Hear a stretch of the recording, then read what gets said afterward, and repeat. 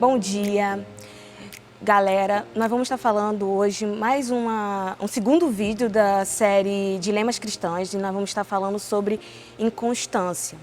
Bom, nós sabemos que a coisa mais difícil para todo cristão é se manter firme em alguns momentos e circunstâncias da sua vida. Então hoje a gente vai estar falando a respeito de Efésios 4:14, que diz assim: então não seremos mais como crianças, arrastados pelas ondas e empurrados por qualquer vento de ensinamento de pessoas falsas. Essas pessoas inventam mentiras, por meio delas levam os outros para caminhos errados. Nós sabemos que a inconstância cristã, ela passa a vir de uma maneira quando você começa a tirar o seu foco de Deus e começa a agir de uma maneira olhando para si mesmo. E eu separei alguns tópicos que são muito importantes para a gente poder estar vendo essas inconstâncias cristãs que acontecem geralmente na nossa vida, né? Uma delas é assumir uma posição que não era nossa, não é nossa posição. Por exemplo, uma das pessoas que assumiu uma posição que não era dela foi Sara. Sara teve a promessa de Deus de que Isaac iria nascer. Só que ela, agindo da maneira dela, vendo as circunstâncias, ela começou a agir por conta própria. E aí ela disse para o seu marido ir até a concubina, no caso a serva dela, para que pudesse dar a luz a um filho. Só que tinha um filho da promessa. Todos nós temos uma promessa, todos nós temos um propósito. Mas quando a gente tira os olhos do propósito, daquilo que Deus tem para nossas vidas, a gente começa a seguir uma linha de raciocínio de seguir somente o que a gente quer. E Sara, ela na sua pressa, na sua vontade de ter um filho, ela pede à sua serva para que ela tenha um filho com Abraão. E assim Sara chama a sua serva e pede a Abraão para que tenha relações com ela.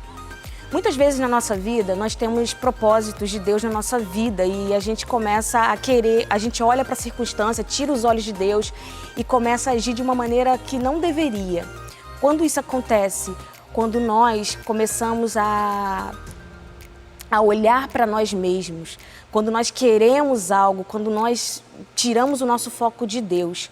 Uma das outras pessoas que eu lembro muito nesse período foi o rei Saul. Saul, ele era muito inconstante. Geralmente, ele tinha um propósito. Saul começou muito bem o propósito de Deus. Foi o primeiro rei de Israel.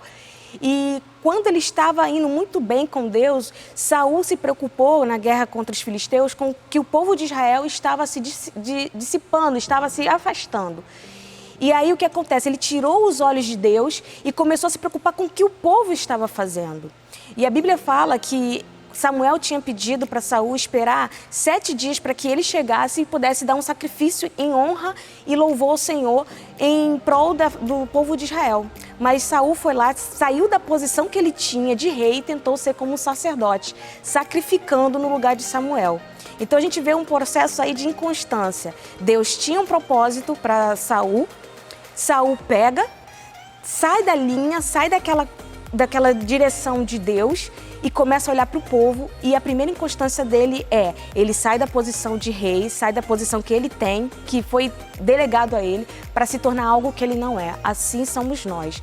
Muitas vezes Deus nos dá um propósito e a gente acaba seguindo uma outra linha de raciocínio, ou porque está preocupado com o que os outros vão pensar, ou por circunstâncias, ou por coisas que a gente começa a tirar os olhos de Deus e falar e se preocupar com a gente. O que será que vai acontecer comigo? E aí gera uma inconstância, gera algo que não está no coração de Deus. Nós nos tornamos egoístas e começamos a pensar em nós mesmos. Outro ponto muito importante é nós começamos a ignorar a palavra de Deus. Como assim? Muitas vezes a gente começa a agir por conta própria. Por exemplo, nós vemos para a igreja e começamos a olhar para o que é mais importante para a gente. Deus manda a gente fazer uma coisa, agir de uma forma, e aí a gente começa a ignorar ou obedecer parcialmente. Outro exemplo, eu acho que é um exemplo muito bom, é o rei Saul de novo. Deus fala para ele para atacar os moabitas, e os moabitas, ele vai e fala para que ele não leve nada daquela terra, não leve nada, mate todos, porque era um povo muito mau, que foi contra o povo de Israel.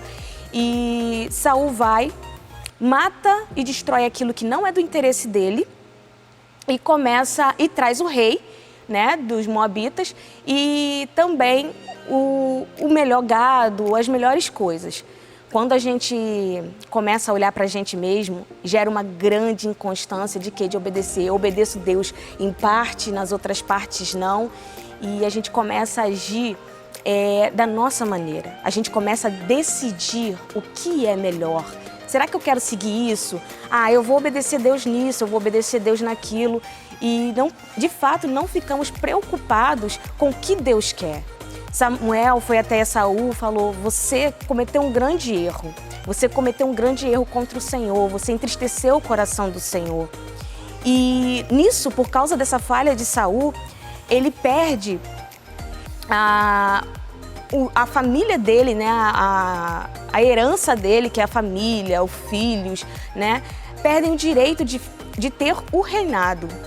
E aí Saul começa nessa história, Saul começa a decair muito. Ele começa a agir pelos próprios impulsos dele, pela própria vontade dele. E quando estava bom, ele seguia. E quando não estava bom, ele não seguia.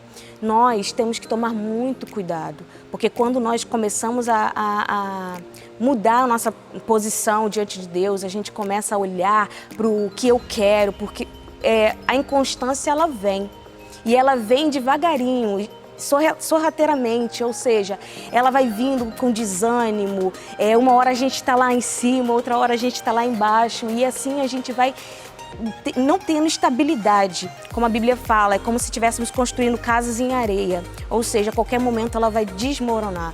Eu vejo muito isso em personagens bíblicos como Saul, como Davi também. Davi teve um momento de inconstância dele, uma hora ele estava bem, estava indo bem, uma hora ele cai. Mas o que é interessante é que apesar de Davi ter caído, comparando com Saul, Davi ele realmente reconhece o seu erro e volta para o Senhor. Ao contrário de Saul, que continuou sempre querendo poupar a sua imagem perante o povo. Em 1 Samuel vai falando que Saul, ao invés de se preocupar e de se arrepender sinceramente daquilo que ele estava fazendo, ele pega e fica preocupado com o que o povo ia dizer. Então nós também temos que tomar cuidado com isso.